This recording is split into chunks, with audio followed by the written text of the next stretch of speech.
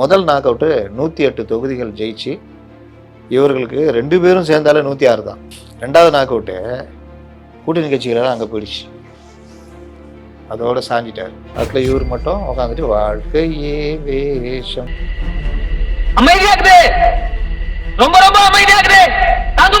ஆடிட்டு இருப்பாரு. அந்த மாதிரி ஆயிடுச்சு டேடி நிலைமை. இன்னொன்று நிபந்தனையற்ற ஆதரவு. நாங்கள் இப்போவும் திமுகலாம் சிபிஎம் சிபிஐ இனிமேல் எடுக்க முடியாது. டெல்லி என்ன முடிவு அதுதான்.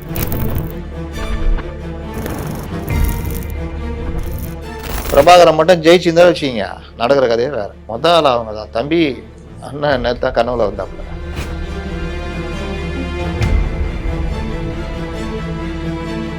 இருவரும் RSS பெற்றது பிள்ளை. அதோட இன்னொன்னு சொன்னார், அதான் காமெடி. திமுகவே விட்டு விட்டாலும் நாங்கள் விட மாட்டோம். தம்பி அதெல்லாம் மனசுல வச்சுக்காது. மேடையில் 1000 பேசுவோம். வைகோ தெரியுமா அவங்களுக்கு?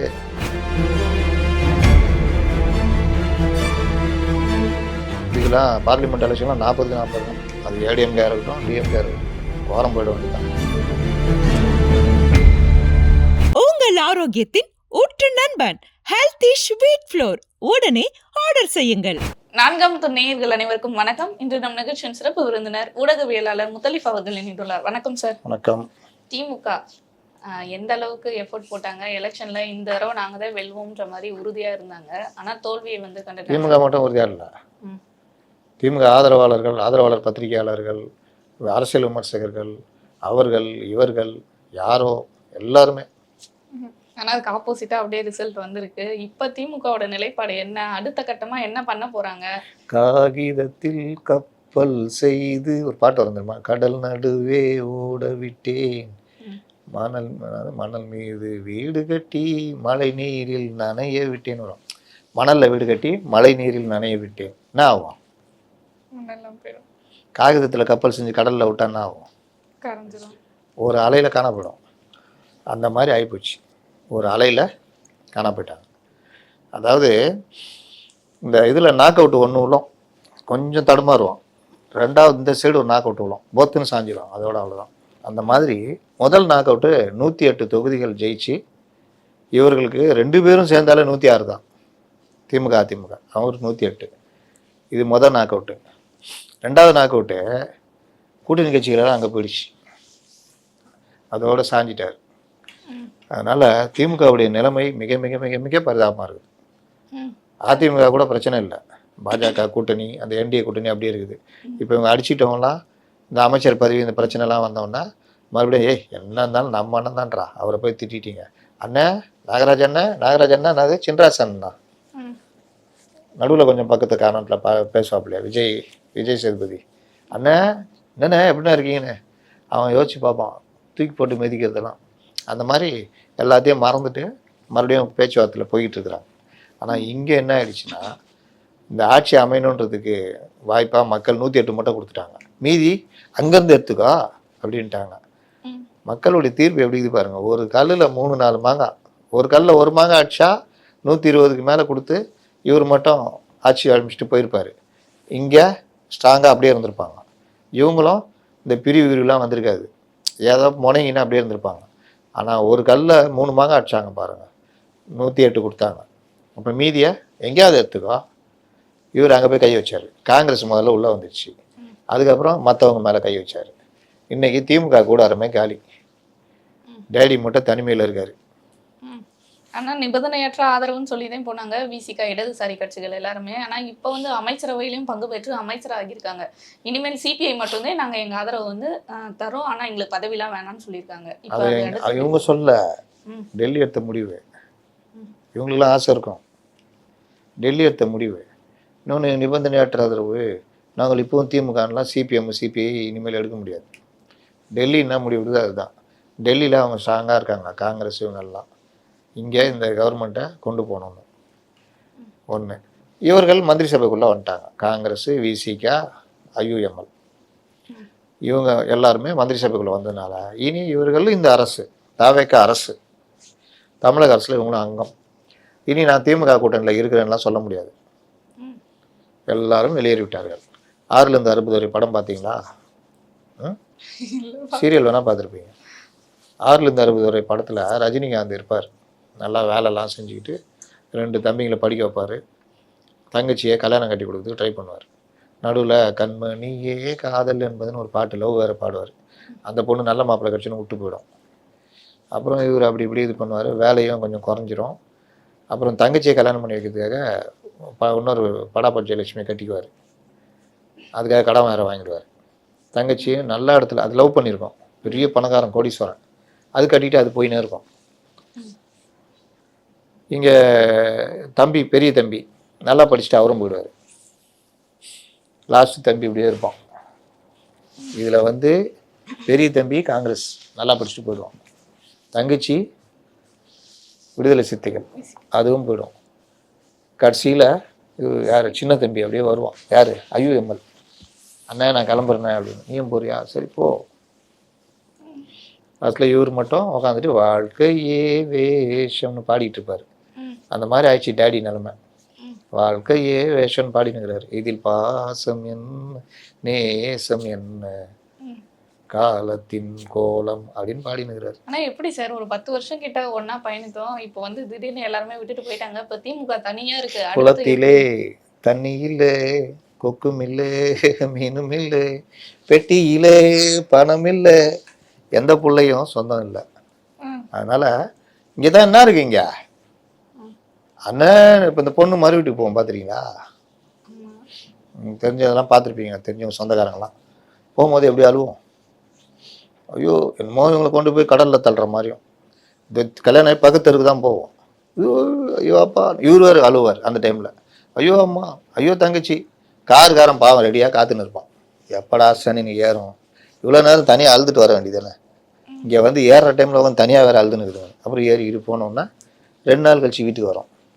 அந்த 2 சவரம் போடுறேன்னு சொன்னீங்களே, எங்கள் வீட்டில் கேட்டாங்க. அது உங்கள் வீட்லையா? அதான் நிலமை பார்த்துருக்கீங்களா? ஆமாம் நடந்திருக்குல்ல. ஆமாம் அதான் இந்த கதை. அப்போ புதுசாக கல்யாணம் போனவங்க தான் அவங்கலாம். போகும்போது என்ன சொல்கிறாங்க, ஐயோ தலைவா டேடி அப்படி இப்படின்ட்டு போகிறாங்க. அங்கே போய் செட்டில் ஆகிட்டாங்க. இனிமேல் எங்கே பண்ணுவாங்க, திரும்பி கூட பார்க்க மாட்டாங்க. ஆனா உண்மையா அந்த கூட்டணி முறிவு வந்து ஏற்பட்டுச்சு, முடிஞ்சுட்டு கூட்டணின்றதே இல்லாம ஆயிடுச்சா சார்? இன்னும் அபிஷியலா ஆனா சொல்லல நாங்க கூட்டணியில இருந்து வெளியே வந்துட்டோம்னு காங்கிரஸ் மாதிரி. இன்னும் நாங்க நிபந்தனையற்ற ஆதரவு தரோம்னு சொல்லி. அதே நான் நிபந்தனையற்ற ஆதரவு அமைச்சரை வாங்கிட்டு நான் நிபந்தனையற்ற ஆதரவு. நிபந்தனையற்ற ஆதரவு கொடுக்கறது CPM CPI மட்டும்தான். அது சண்முகமோ வீரபாண்டியனோ கிடையாது. அது டெல்லியில இருந்து கொடுத்துருக்காங்க. இல்ல மறைமுகமா கூட்டணி அவங்க வந்து அதை எப்படி பண்ண விசுவாசம் முடியும்? இருக்குமா? வாய்ப்பே கிடையாது. ஒரே ஒரு அக்கா மட்டும்ங்கிறாங்க, அவங்களும் டைம் பார்த்துன்னு இருக்கிறாங்க. அன்னைக்கே தம்பிக்கிட்ட பிராக்கெட் போட்டிருக்கணும், நான் வேற வாயை விட்டேன். சரி பார்ப்போம் அப்படி. சார் அவங்களே சொல்லிட்டாங்க சார், இது ஒரு கவர்ச்சி ஆட்சி தான், இதுக்கெல்லாம் வந்து நீங்க யாரும் வந்து தூண்டுறாதீங்க, நம்ம ஓடுவோம். வடிவேல் ஒரு 10 சொல்லுவாருமா, தம்பி எதுவுமே பயப்படாத, நான் இருக்கிற உனக்கு என்னை மட்டும் காப்பாற்றுப்பானு. அந்த மாதிரி தான் இது கவர்ச்சி ஆட்சி. அதுன்ட்டு எப்பா எனக்கு மட்டும் ஏதாவது மந்திரி பதவி கொடுப்பா என்னப்பா அப்படின்னு. தம்பி பிரபாகரன் பாவம், பிரபாகரன் மட்டும் ஜெயிச்சிருந்தா வச்சுக்கிங்க, நடக்கிற கதையே வேற. ஃபர்ஸ்ட் அவங்க தான் போயிருப்பாங்க, முதல்ல அவங்க தான். தம்பி அண்ணன் நேற்று கனவுல வந்தாப்புல, நான் நினச்சதை தம்பி சாதிச்சிருக்கான்னு சொல்கிறாப்புல. அதே நேரத்தில் தம்பியை வந்து தம்பி கையில் ஒப்படைச்சிருன்னு வேறு அண்ணன் கனவுல சொன்னாப்புல. இந்தாங்க தம்பி நல்ல பதவியாக கொடுங்கன்னு வந்துட்டு இருப்பாங்க. ஆனால் டிமாண்டு பண்ணியிருப்பாங்க பாருங்க, திருமாவளவெல்லாம் கெட்டு போயிருப்பார் அந்த அளவுக்கு. எப்பொழுது முடிவு சொல்லுவேன் என்பதை 10 மணிக்கு நான் முடிவெடுத்து நான் சொல்லுவேன் அப்படின்னு 10 மணிக்கு நம்ம எல்லாமே காத்து கிடப்பான். இது சம்மந்தமாக நான் பேசி நான் வந்து 11 மணிக்கு அதுக்கான முடிவை சொல்லுவேன். இப்படியே இப்படிலாம் ஓட்டியிருப்பாங்க. 2 நாள் வச்சுட்டு இருப்பாங்க. விஜயை 2-3 தடவை வர வச்சுருப்பாங்க. சும்மா வந்துட்டு போங்க தம்பி அப்படின்னு அந்த 2 MLA இது கொடுக்கறதுக்கு. ஆனா இப்ப திமுக சைடுன்னு பார்த்தா சொல்ற அளவு கூட்டணியில இப்ப பிரேமலதா அவர்கள் மட்டும்தான் இருக்காங்க தெரிஞ்ச. இன்னும் 2 பேர் இருக்கிறாங்க, சர்மகாண்டு கோலகாண்டில் இருக்கிறாங்க. ரஜினி சொல்லுவார கோலகாண்டில் இருக்கிறான் ஓடி போயிடுன்னு. அந்த மாதிரி நேற்று தீர்மானம் போடுறாங்க, இனி தேர்தலில் போட்டியிட்டால் தனி சின்னத்தில் எங்கள் சின்னத்தில் தான் போட்டியிடுவோம். கொய்யால ஒன்றும் இல்லாதவங்களாம் இன்னைக்கு அமைச்சராகிறான். இவங்களோட சேர்ந்த உதயசூரியன்ல சின்னத்துல நின்று ஜெயிச்சும் வேஸ்டா போச்சுரா. ஓ அவங்களுக்கு அந்த ஆதங்கம் வந்துருச்சு. வேற என்ன, தனியா போட்டி மனிதநேய மக்கள் கட்சிங்க. ஆமா இல்லாட்டி அவங்களுக்கும் ஒரு போய் ஜவஹர்ல ஒரு மினிஸ்டர் ஆயிருப்பார்ல, கல்வியாளர், உயர்கல்வி கூட அவர் கொடுத்துருக்கலாம், பேராசிரியர்ல. ஆனா திமுகவே அந்த அளவுக்கு வெறுப்பு கண்டாங்க போல. இனிமே நம்ம கூட்டணியை இதோட வைகோ செமகான்ல இருக்கிறாப்ல, பையனை பிடிச்சி திட்டுங்கிறாப்ல. அறிவு இருக்கா அவனுக்கு? தனி சின்னத்து நின்றுந்தா இன்னைக்கு நம்மளுக்கு 2 அமைச்சர், அட்லீஸ்ட் ஒரு அமைச்சர் வீணா போச்சு அப்படின்னு. ஏன்னா திமுகவே அந்த இனிமே கூட்டணியை வந்து நம்ம சேர்க்கவே கூடாது, தனித்து செயல்படுவோம், அதுக்கான வழிகளை பாருங்கன்ற மாதிரி பல மீட்டிங் போயிட்டு இருக்கு. உதயநிதி அவர்கள் முடிவு எடுத்திருக்காரு. தனித்து விடப்பட்டிருக்கிறார்கள், ஆனால் தனித்து செயல்படுவோம். தனித்து விடப்பட்டார்கள். அந்த அளவுக்குலாம் ஒன்றெல்லாம் இதெல்லாம் கிடையாது. வெறுத்து போயிருக்காங்க ஒவ்வொருத்தரும். துட்டு செலவழிச்சு இவர்கள் 5 வருஷம் திமிர்த்தனம் பண்ணது, கட்சிக்காரனையும் மதிக்காதது, மோனோபாலி, சிலர் கையில் மட்டும் அதிகாரம், மூத்த அமைச்சர்ன்ற பொருள் அவங்க ஆடினது எல்லாம் வெறுத்து போயிருக்காங்க. இப்போ அந்த குழு போட்டார். அந்த குழுவும் சும்மா கண் துடைப்பு, ஒன்றும் பெருசாலாம் ரிப்போர்ட்லாம் இல்லை. மாவட்ட செயலர் அந்த குழு போய் விசாரணை நடத்தோம்ல, கட்சிக்காரங்களை கூப்பிட்டு உட்கார வச்சு, அதில் மாவட்ட செயலர் இருக்கக்கூடாதுன்னு சொல்லியிருக்காங்க. ஆனால் எல்லா கூட்டத்திலும் மாவட்ட செயலரும் இருக்காங்களாம். அவன் எப்படி மாவட்ட செயலர் எதிராக இது பண்ணுவான்? நம்ம ஜெயிச்சது அண்ணன் தான். அது மனசுல திட்டிக்குவோம், அந்த நாயினால் தான் தோத்தோம் சொல்ல உடனே நாய் எதிரில் உட்காந்துக்குது, என்ன பண்ணுறது? அண்ணன் தான் தோல்வி காரணம். அண்ணன் மட்டும் இல்லைன்னா இன்னும் தோற்றுருப்போம் அப்படின்னு இதை ரிப்போர்ட்டாக எழுதிட்டு போய் கொடுத்துன்னா இருக்குது. அப்போ நீ முறையாக விசாரணை நடத்தினா அதான் பண்ணணும். அதுவும் இல்லை. அப்ப இனி அவங்க திரும்பி வர்றதுக்கு வாய்ப்பெல்லாம் இல்லை. திமுக அவ்வளோதான், இப்படிதான் தனித்து அவ்வளோதாங்க. நான் சொல்கிறேங்க, அடித்து சொல்கிறேங்க. நீங்கள் வந்து உள்ளாட்சி தேர்தலில் இந்த கூட்டணி அப்படியே நிற்கும், மொத்தமாக அள்ளும். இதுக்கெல்லாம் பார்லிமெண்ட் எலெக்ஷன்லாம் 40க்கு 40 தான். அது ஏடிஎம்கே இருக்கட்டும் டிஎம்கே இருக்கட்டும், வாரம் போயிட வேண்டியதான். ஒன்றும் ஏடிஎம்கே எப்படி இப்படி சேர்ந்து ஊட்டியிருந்தா ஏதோ ஒரு 5 இந்த பழைய பண்ணையார்ன்ற மாதிரி பேருக்கு ஒரு 5-10 சீட்டு, மற்றவங்களுக்கு ஒரு 10 சீட்டை பகிர்ந்து கொடுத்துட்டு. ஆனால் மேஜர் பார்ட்டி காங்கிரஸ் வேறு அங்கே இருக்குது, அவங்க கண்டிப்பாக கேட்பாங்க. அப்போ ஒரு 15 சீட்டு தாவேக்கா நின்றுட்டு மற்றவங்களை பிரித்து கொடுத்தாலும் தாவேக்காக்கு நான் பைத்தியமா? தாவேக்காவுக்கு வேல்யூ இருக்குது. அதனால் அப்படி இப்படி ஒரு கலவையாக நின்று ஜெயிச்சாங்கன்னா அதிமுக கொஞ்சம் தப்பிக்கும். இவங்க கதை முடிஞ்சது. ஆனா எப்படி சார் விசிகா 10 தோல்வி பழனிசாமின்னு கிண்டல் பண்ணாங்கல்ல, இனி வரதெல்லாம் தோல்வி தான். அப்ப அதிமுகவும் அவ்வளவுதான்றீங்க? அதுதான் ஆல்ரெடி தோல்வியே சந்தித்து பழக்கப்பட்டவர். இவங்க தோல்வியை எதிரிக்கு பரிசீலித்து பழக்கப்பட்டவர்னு எம்ஜிஆர் ஸ்டைலில் சொல்லியிருந்தாங்க. இப்போ அந்த ஸ்டைலில் விஜய் எடுத்துக்கிட்டாப்புல, தோல்வியை எதிரிகளுக்கு பரிசீலித்து பழக்கப்பட்டவன் நான் அப்படின்னு. அதனால செம்ம காமெடியாக இருக்க போகுது. ஆனா இன்னொன்னு நம்ம பார்க்கணும்ல சார், ஏன்னா இந்த தேர்தலுக்குள்ள எவ்வளவு விமர்சனங்கள் விஜய் அவர்கள் மேல வந்துச்சு. அதுல முக்கியமா விசிகால இருந்து பாத்தீங்கன்னா திருமாவளவன் அவர்கள் ஆர்எஸ்எஸோட பிள்ளைகள் தான் சீமான் அவர்களும் விஜய் அவர்களும் சொல்லியிருந்தாரு. இப்ப ஆனா அதே ஆர்எஸ்எஸ் பிள்ளை கூடவே போய் கூட்டணி சேர்ந்து அமைச்சரவையும் வாங்கியிருக்காரு. நேத்தான் பாத்துக்கிறாப்புல, பார்த்தா ஆர்எஸ்எஸ் புள்ள இல்லைன்னு தெரிஞ்சிட்டு. அதனால அதை மறப்போம் மன்னிப்போம். நான் பேச்சு பேசினார்ல, இருவரும் ஆர்எஸ்எஸ் பெற்றெடுத்த பிள்ளை. அதோட இன்னொன்னு சொன்னார், அதான் காமெடி. திமுகவே விட்டு விட்டாலும் நாங்கள் விட மாட்டோம், இவர்களை விட மாட்டோம், நான் விட மாட்டேன், நாங்கள் கூட சொல்ல நான் விட மாட்டேன் ஆவினார். அதெல்லாம் ஒரு துன்பியல் சம்பவம் தம்பி. அதெல்லாம் மனசுல வச்சுக்காது. மேடையில் 1000 பேசுவோம். வைகோ தெரியுமா அவங்களுக்கு? வண்டியா திட்டுவாரு. ஆனா எப்படி போய் சேர்ந்துக்கிட்டார் தெரியுமா டிஎம்கேவோட? அதெல்லாம் கண்டுக்காதீங்க தம்பி அப்படின்னு. அரசியல்ல இதெல்லாம் சாதாரணமாப்பா. வைகோ பேசலாம் பார்த்துருக்கீங்களா ஸ்டாலினை பற்றிலாம்? அப்புறம் என்ன சொன்னார்? தம்பி போர்வாளாக இருப்பேன் நான்னாரு. ஆனால் இப்போ திமுகல இருந்து எந்த பிரச்சனையும் வராது. இப்போ இந்த கூட்டணி கட்சிகளால் தாவைக்காவுக்கு வர முடியாதுங்க. ஏங்க பதவி சுகன்றது வேறங்க. அமைச்சர்னு உள்ளே வந்தாச்சு, அந்த சுகம் வேற. நாளைக்கே திரும்ப முடிவெடுத்து நாங்கள் விலகுகிறோம் அப்படின்னா, ஏன்னா விலகுறியா, ஏன்னா விலகுற அப்படின்னு கேட்பாப்புல வன்னியர்ஸ். இல்லை தம்பி ஒன்றையும் சேர்த்தா நான் முடிவு எடுத்தேன், ஏன்னா அதை நீ என்ன கேட்கணும்ல, நீ கிளம்புனா நான் பார்த்துக்கிறேன். இருக்குது 2 எம்எல்ஏ, திரும்ப விலகுறேன்னா போ, நாங்கள் இங்கே தான் இருப்போம்னா என்ன பண்ணுவீங்க? கட்சி தாவல் தடை சட்டம் வராது, புரியுதா? சரி, ஒருத்தர் இருக்கிறாரு, ஒருத்தர் கிளம்பிட்டாலும் ஒன்றும் ஆகாது. முஸ்லீம் லீகு 2 பேரும் ஏற்கனவே இங்கே போயிட்டாங்க. இவங்க சும்மா அஃபிஷியலாக அப்படி போய்கிறாங்க. மற்றபடி 2 பேர் ஏற்கனவே தாவேக்காக்கு மறைமுக ஆதரவு தான். ஒருத்தர் லெட்டரே கொடுத்துட்டார் தெரியுமா, வாணியம்பாடி எம்எல்ஏ. ஆதரவுலாம் லெட்டர்லாம் கொடுத்து முடிச்சிட்டாங்க கதையை. அதுக்கப்புறம் சரி போனால் போகுதுட்டு அதுக்கப்புறம் அவர். அதனால தான் இந்த தடவை அவரை உட்கார வைக்கல அமைச்சராக, ஷாஜகானை உட்கார வச்சுருக்காங்க. உடம்பு வேறு சரியில்லை அவருக்கு. இது ஒன்று. அதே மாதிரி இன்னும் காங்கிரஸு வராது, அது எழுதியே கொடுத்துட்டாங்க. ஒரு நல்லா 10 பித்தளை பிளேட் வாங்கி நல்லா அதில் இந்த பாத்திரத்துக்கு பேர் அடிக்கிற மாதிரி, உள்ளாட்சியிலும் பார்லிமெண்ட்டிலும் உங்களுடனே கூட்டணியில் இருப்போம், உயிருள்ளவரை உஷா அப்படின்னு எழுதி கையில் கொடுத்துட்டாங்க. இதுதா வேறு யார் இருக்கிறா? இடதுசாரிகள். நாங்கள் ஆதரவை மறுபரிசீலனை. டேய் மேலே போ, அங்கே இங்கே எடுக்கிறது கிடையாது முடிவு, அங்கே. அதனால் கம்முன்னு இருப்பாங்க. அப்ப அதிகாரப்பூர்வமா இன்னும் 5 அறிமுகம் வருஷத்துக்கு மட்டும்தான் பிரச்சனை இல்லைங்க. ம். இவர் ஒரு வேளை கொஞ்சம் அப்படியே நடத்திட்டு இந்த நல்ல பேர் இருக்கும்போது 2029 உள்ளாட்சி தேர்தல் இது பார்லிமெண்ட்டோட சேர்த்து நடத்தினாரு வச்சுக்கோங்க, மெஜாரிட்டி வந்துடுவார். அப்புறம் அண்ணா வன்னியரசண்ணே பார்த்துக்குங்க அப்படின்னு. இல்லை அப்போவும் மந்திரி கொடுத்து உட்கார வச்சுருந்தாருன்னா அந்த கூட்டணி இன்னும் வலுவாக அடுத்த கட்டத்துக்கு நகரும். ம். அந்த மாதிரி சில பேர் பண்ணியிருக்காங்க. பிஜேபிலாம் பண்ணுறாங்கல்ல, மெஜாரிட்டி வந்தாலும் சில பேர் கூட்டணிக்குள்ளே வச்சுக்குவாங்க. ம். அந்த இவர் பீகாரில் ஜெயிச்சாப்லையா பஸ்வான் பையன், அவரெல்லாம் மத்திய மந்திரி சபையில் வச்சுருந்தாரு. 8 எம்பி வச்சுருந்தாங்க. அங்கேயும் பீகார்லேயும் இப்போ ஆட்சி 21 எம்எல்ஏ நம்ம ஜெயிச்சாங்க. 2 பேருக்கும் பயங்கரமாக ஆகாது. யாருக்கு? நிதிஷ்குமாருக்கும் அந்த பையனுக்கும், பஸ்வான் பையனுக்கும், சிராக் பஸ்வான். ஆனால் 2 பேரையும் ஒன்றா வச்சு இப்போ அந்த மந்திரி சபையிலே அந்த கட்சி இருக்குது. இந்த மாதிரி இதுவும் அப்ப அவங்க கூட்டணியும் வந்து இப்ப திமுகல எப்படி 10 வருஷத்துக்கு மேல பயணித்தாங்களோ அதே மாதிரி ஒன்றாவே தாராளமாக. இருப்பாங்க. ம். திமுக கூட்டணி என்ன கொடுத்தாங்க?